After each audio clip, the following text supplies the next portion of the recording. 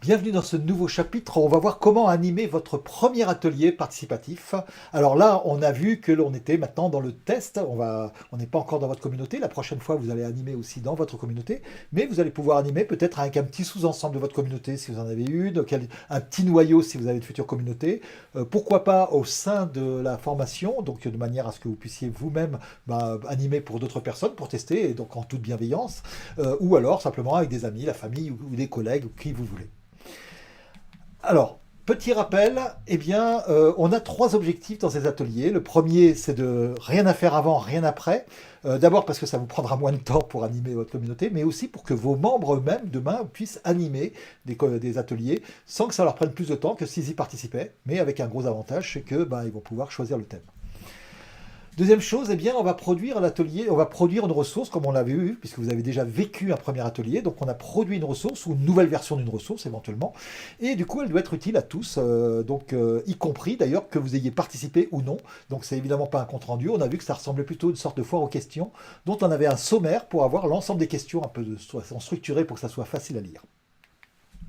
Troisième chose, la bonne nouvelle, c'est que quelqu'un qui a vécu un ou deux ateliers, vous avez vécu un premier atelier, peut-être deux même, vous allez pouvoir vous lancer pour animer. Alors peut-être avec un petit peu d'aide au début, on aura des débriefings lors des masterclass, vous pouvez très bien me montrer les ressources que vous avez produites et je vous donnerai quelques conseils effectivement pour mieux animer vos ateliers. Donc vous allez pouvoir de mieux en mieux animer les ateliers, mais vous avez le droit de commencer à tester et si vous le faites avec un petit groupe au départ, vous pouvez très bien expliquer que voilà, c'est votre première fois, donc pas de stress. Vous allez pouvoir faire les choses tranquillement, mais finalement, vous êtes capable d'animer et je vais vous donner les 2-3 petites clés, évidemment, pour avoir un succès dès la première fois. Alors pour ça, on va voir la méthode pas à pas, et puis après, on va voir comment vous allez pouvoir organiser votre premier atelier 3P. Alors la méthode, tout d'abord, il va falloir choisir un thème. Alors pour avoir un atelier, c'est simple, il faut avoir trois choses. Il faut un thème. Donc vous choisissez le thème qui vous intéresse, si ça sera un thème peut-être de votre communauté. Sur Animation Pro, sur la formation, vous avez peut-être des tas de thèmes très généraux, mais vous avez pas mal de gens, donc vous avez des chances aussi d'avoir des personnes qui vont participer, ou avec votre famille, ça vous choisissez le thème que vous voulez. Mais un atelier, si vous n'avez pas fixé de date, ça ne sera jamais. Donc il va fixer aussi la date et l'heure. Et évidemment, il faut une personne, et cette personne, cette fois, ça va être vous. Donc pour avoir un atelier, il faut un thème, une date, une personne, et c'est ce qu'on va avoir aussi quand on voudra avoir des ateliers dans notre communauté. Une fois que vous avez ça, comment ça va se passer dans l'atelier? C'est-à-dire que vous allez inviter, donc si c'est dans Animation Pro, on va mettre en place un petit mécanisme qui vous permettra d'inviter facilement. Pendant l'atelier, lui, ça va durer à peu près 1h30, en visio probablement, mais si c'est avec votre famille, des amis, des collègues, ça peut être aussi en présentiel, ça marche de la même manière.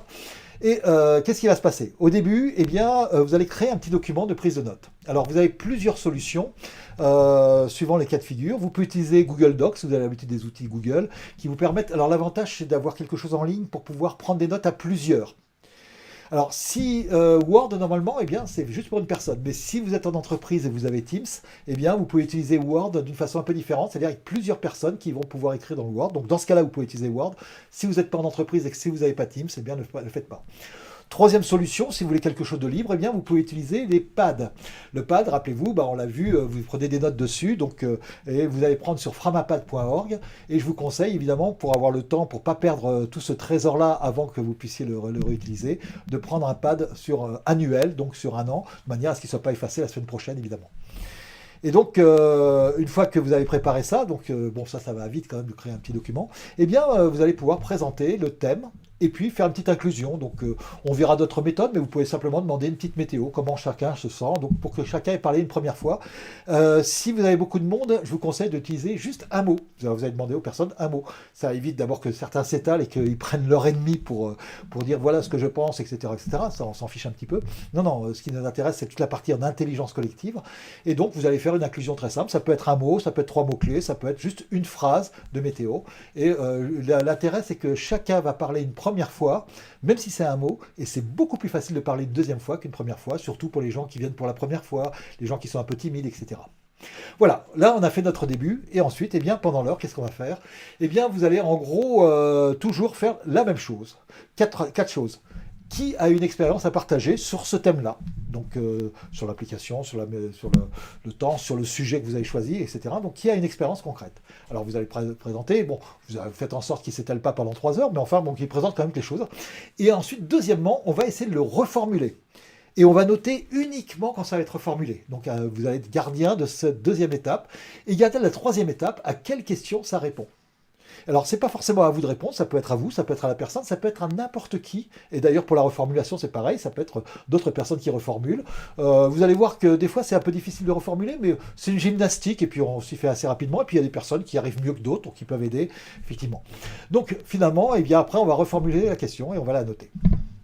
Donc, finalement, eh bien, vous avez toujours 4 choses, les 4 mêmes choses à faire, en cycle, plusieurs fois. Qui a une expérience à partager? Attendez, notez pas tout de suite, on va reformuler. Maintenant, vous pouvez noter. Ensuite, à quelle question ça répond? Qui veut répondre éventuellement? Ça peut être la personne qui a proposé l'expérience, mais une autre. Et on reformule, et on va noter aussi. On va le noter, évidemment, comme on l'a vu, avant l'expérience. Voilà, ces 4 étapes, ces 4 choses-là, eh bien, vous allez les faire une première fois, une deuxième fois, une troisième fois, pendant 1 heure à peu près. Donc en général, si vous n'êtes pas trop habitué, ça peut être 5-6 fois. Rassurez-vous, c'est pas un problème, hein, vous n'êtes pas obligé d'en faire plein. Vous pouvez arriver à 10 fois. Si vous arrivez à plus que 10 la première fois, félicitations, tant mieux. Hein. Voilà, l'idée c'est d'en avoir plusieurs quand même là-dedans. Ensuite, eh bien, à la fin, qu'est-ce qu'on va faire? Eh bien, on va classer nos questions-réponses par grand thème. Comme vous l'avez fait, parce que vous avez participé maintenant, eh bien, on va essayer de les reclasser un petit peu, et ça va être intéressant, parce que ça va nous permettre d'avoir quelque chose de plus intéressant.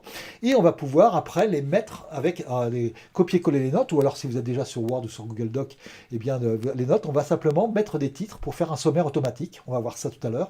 Et c'est assez facile à faire. Et du coup, eh bien, ça va nous permettre de classer par grand thème. Et à la fin, eh bien, quand on fait le sommaire, là, ça fait un effet waouh, parce qu'on se dit, waouh, on a fait quand même tout ça. Même si on a l'impression d'avoir avancé moins vite que si on avait avancé dans tous les sens en oubliant tout, eh bien on a capitalisé quand même une dizaine d'expériences. Wow, c'est pas mal, même un peu moins ou un petit peu plus. Allez, comment on va organiser un atelier 3P? Eh bien, d'abord, il va falloir, pour produire la ressource, qu'est-ce qu'on va faire? Alors, 3 cas de figure. Si vous êtes sur Framapad, eh bien, il va falloir, on ne fait pas des sommaires, c'est un petit mot de traitement de texte, mais quand même assez sommaire, on va être obligé de le recopier, soit sur Word, soit sur LibreOffice, sur un autre document, pour pouvoir avoir quelque chose de propre. Alors, je vais vous présenter 3 cas de figure, LibreOffice, Word et OpenOffice. Et qu'est-ce qu'on va faire? Eh bien, chaque fois qu'il y a une question, on va le mettre en titre de niveau 3. Pourquoi ça? C'est simple, on va garder les titres de niveau 1 et 2 pour avoir des thèmes et peut-être des sous-thèmes. Et si la première fois vous avez que des thèmes, c'est pas grave, laissez la place pour mettre des sous-thèmes parce que peut-être vous ferez une version 2 et puis ça va compléter, etc., etc. Et donc vous voyez que chaque fois, eh bien voilà, chaque titre, eh bien on va mettre des titres de niveau 3 à chaque question. Alors pour LibreOffice, c'est très simple, vous allez en haut à gauche et puis vous sélectionnez titre de niveau 3. Et puis pour notre grand thème, par exemple montrer que la réunion apporte à chacun, par exemple dans ce cas-là, eh bien on va mettre un titre de niveau 1, tout simplement. Si on est sur Word, c'est la même chose, sauf que les titres de niveau 3 ou les titres de niveau 1, eh bien, ils sont dans la barre, quand on est sur la partie accueil, tout simplement, ils sont directement explicites. Et si vous êtes sur Google Doc, eh bien, ils apparaissent en plus petit, mais toujours dans le menu, vous avez un endroit où vous avez soit normal, soit titre 1, titre 3, et vous voyez que quand vous cliquez dessus, eh bien, vous pouvez choisir le titre 1, titre 3, etc. etc. Donc, qu'est-ce qu'on va faire? Eh bien, on va mettre chaque question en titre de niveau 3, et chaque grand thème en titre de niveau 1. Si jamais vous avez des sous-thèmes, c'est super, vous pouvez mettre des titres de niveau 2. Et ensuite, eh bien, une fois qu'on a ça, il suffit d'aller au tout début et on va avoir, eh bien, il suffit de faire une table des matières. Alors sur LibreOffice, vous faites insertion table des matières et index, donc là vous avez différents types de tables de matières. Sur Word, c'est référence table des matières, et sur Google Docs, c'est insertion table des matières, donc vous l'avez assez facilement. Et quand vous mettez une table des matières au début, eh bien, ça va nous donner quelque chose de très intéressant. Regardez, voilà le résultat, effectivement, ce que ça va nous donner, c'est-à-dire chaque question va être un titre de niveau 3, donc va apparaître dans le sommaire, mais vont être classées par thème et par sous-thème. Au passage, il y a un petit élément que vous pouvez rajouter à la fin, et vous pouvez le faire pendant la réunion ou au tout début, par exemple, là, pour aider les gens à prendre des notes. Eh bien, cette ressource a été produite en intelligence collective et là, vous allez mettre simplement, eh bien, la liste, pourquoi pas des prénoms, hein, c'est pas à peine d'avoir tous les noms, comme vous voulez, mais vous allez pouvoir avoir tout le monde et montrer surtout qu'il y a beaucoup de monde de faire. Alors, ça sert à rien de le mettre au début, puisque c'est plutôt pour montrer que c'est un vrai document en intelligence collective. Vous avez votre titre, évidemment, et puis ben, ça sert à rien de mettre atelier 3P, etc., puisque l'atelier, c'est la façon dont vous l'avez produit. Par contre, c'est une ressource. Et là, j'ai marqué simplement version 1, du et la date. Donc finalement, notre document, eh bien, pour le mettre en œuvre, c'est assez facile, ça se fait pendant la réunion, ça sert à rien de le faire après, et c'est encore plus intéressant de le faire pendant la réunion, devant tout le monde. Vous mettez un titre, un sous-titre, donc le titre, c'est le thème, la thématique, donc vous l'aviez déjà dès le départ. Ensuite, version 1 de telle date. Demain, on fera peut-être une version 2, etc. Vous avez votre sommaire, et dedans, eh bien, vous avez les thèmes, les grands thèmes, éventuellement des sous-thèmes, et chaque question au niveau 3. Et vous avez rajouté simplement, à la fin, eh bien, on participait à cet atelier en intelligence collective, et avec la liste. J'aime bien mettre ça comme ça. Au passage, petite astuce, vous voyez que les sommaires, des fois, eh bien, ils sont un peu, par exemple, ceux de Google Doc, ils sont pas terribles, ils sont tous au même niveau. Alors, vous pouvez tout à fait faire un truc que je fais de temps en temps, hein, c'est un petit hack, mais quand vous prenez un grand thème, eh bien, vous le remettez, vous mettez en gras et vous le grossissez, et vous faites ça sur les premiers grands thèmes directement dans la table des matières, ben, il le garde, donc c'est pratique. Et d'ailleurs, sur Word, quand vous faites ça, même si vous n'avez pas choisi un joli sommaire, eh bien, vous pouvez faire ça, et à ce moment-là, il va comprendre que le titre de niveau 1, c'est comme ça, et hop, il va, dans votre sommaire, il va aussi faire les choses. Et vous voyez que ici, ben, le sommaire, il est facile à lire. Au passage, petite astuce aussi, si jamais vous voyez qu'on va mettre des thèmes, des sous-thèmes, combien on peut mettre de questions par thème ou par sous-thème, ou est-ce qu'il faut faire encore plus, etc. Eh bien, notre cerveau, vous le savez, aujourd'hui, eh bien, il panique lorsqu'il y a beaucoup de choses. Et beaucoup, vous savez que c'est entre 5 et 9, on l'a déjà vu plusieurs fois. Eh bien, on va essayer de ne pas avoir plus que 5 questions à un même niveau. Là, vous voyez, par exemple, dans la deuxième partie, eh bien, vous avez un endroit où il y avait 5 questions, donc ça va. Tiens, il y a un endroit où il y en a même 6. Bon, on va mieux éviter. Mais on aurait pu faire des sous-thèmes, par exemple, à cet endroit-là, ou même des sous-sous-thèmes, pourquoi pas, avec des titres niveau 3, 4, 5, etc. Mais en tout cas, vous voyez, ça va permettre d'avoir un sommaire qui soit facile à lire. C'est-à-dire qu'un sommaire qui est facile à lire, je vois qu'ici, qu'est-ce que je vois? Eh bien, il y a 4 grands thèmes. Dans le deuxième thème, eh bien, il y a 3 sous-thèmes. Et puis, dans le deuxième sous-thème de ces deuxième thème, eh bien, il y a 5 questions. Et là, eh bien, voilà, j'ai navigué comme ça en me disant, bah, tiens, c'est tel aspect qui m'intéresse, c'est tel autre aspect. Et j'arrive à la question. Et si j'arrive à la question, j'arrive à l'expérience, à la solution proposée par des personnes qui ont vécu ça comme une expérience. Voilà donc la ressource que vous allez pouvoir produire. Cette ressource, d'ailleurs, rassurez-vous, au début, bon, si c'est pas parfait, c'est pas grave. C'est-à-dire que vous allez me la partager lors d'une masterclass, lors d'un moment où vous êtes en coaching avec moi, de manière à ce qu'on puisse regarder ensemble cette ressource. Et là, je vous donnerai des petits conseils pour améliorer les choses. Donc, vous stressez pas, on va pouvoir faire les choses tranquillement. Allez, à vous de jouer, et qu'est-ce que vous allez faire? Eh bien, vous allez pouvoir tester. Et pour ça, eh bien, vous allez organiser votre premier atelier 3P. Alors, plusieurs cas de figure, comme on l'a vu, soit dans la formation elle-même, Animation Pro, soit avec vos amis, soit avec vos collègues, soit avec votre famille, pourquoi pas, ou alors le noyau de votre communauté, ou un petit ensemble de personnes de votre communauté bienveillants, à qui vous dites, bah tiens, on va faire une petite expérience, je voudrais tester les choses. Vous pouvez tout à fait dire, bah tiens, c'est ma première fois, j'essaye, etc. On teste ensemble. Vous allez voir que même comme ça, et même si vous réussissez à moitié, tout le monde fait waouh, c'est génial, donc vous inquiétez pas, et puis on va voir ensemble comment on va améliorer les choses, et à partir de là, bah, vous saurez faire autant d'ateliers 3P que vous voulez, et surtout, vous allez aider les gens de votre communauté à en faire eux-mêmes.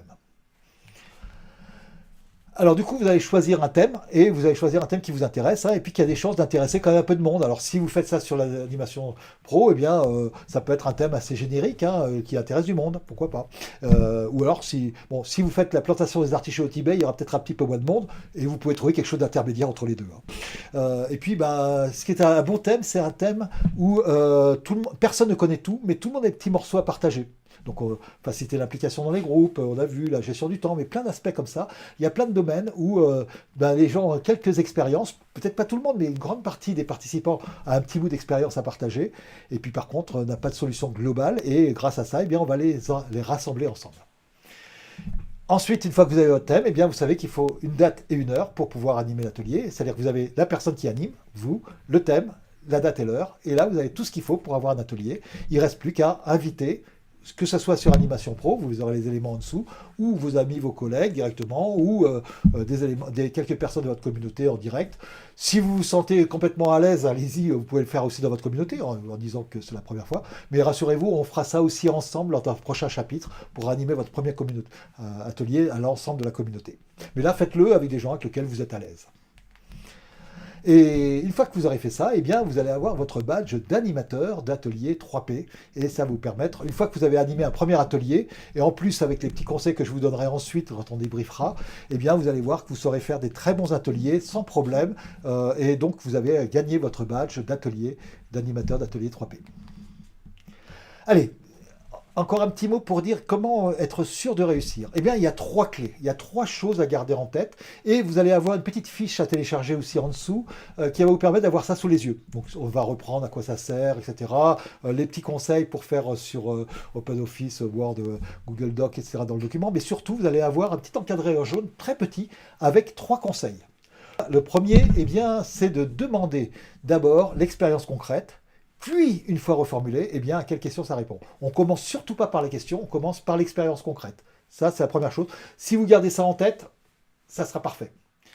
Deuxième chose, on prend en note, alors c'est pas, je vous conseille de ne pas prendre vous en note, c'est-à-dire de proposer que les personnes justement qui vont sur le document, alors soit vous avez plusieurs personnes sur le document, soit vous avez un complice qui vous aide et qui prend les notes, mais c'est encore plus sympa si on peut avoir plusieurs personnes, et bien qu'une des personnes, une fois qu'on a reformulé, prenne en note. Et évidemment, si des gens commencent à écrire chaque fois que quelqu'un parle, stop, attention, non, non, on va écrire que quand c'est reformulé, ça c'est notre deuxième clé, c'est-à-dire qu'on ne prend en note que une fois qu'on a reformulé, que ce soit l'expérience ou la question. Et la troisième chose, eh bien, gardez un petit peu de temps à la fin pour reclasser les questions-réponses. Donc, passez pas tout votre temps là-dedans. Un quart d'heure avant la fin, vous arrêtez. Et là, on va dire, bah, maintenant, on va essayer de reclasser. Alors, qu'est-ce qu'on pourrait mettre? Ça et ça pourrait aller dans un grand thème ensemble. Tiens, on va faire des copier-coller jusqu'à temps et on va mettre un thème. Rappelez-vous, donc, les thèmes, on va les mettre en titre de niveau 1 et les questions, on va les mettre en titre de niveau 3.